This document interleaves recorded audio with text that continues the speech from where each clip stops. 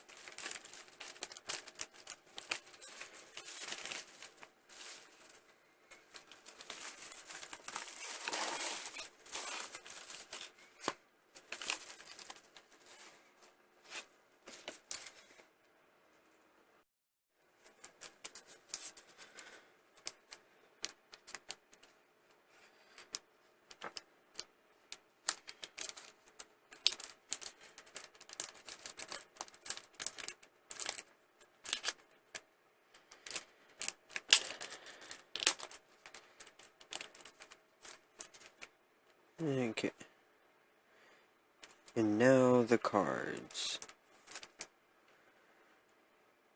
Swift Scarecrow, 3 Needleworm, 2 Banisher of the Radiance, Dimensional Fissure,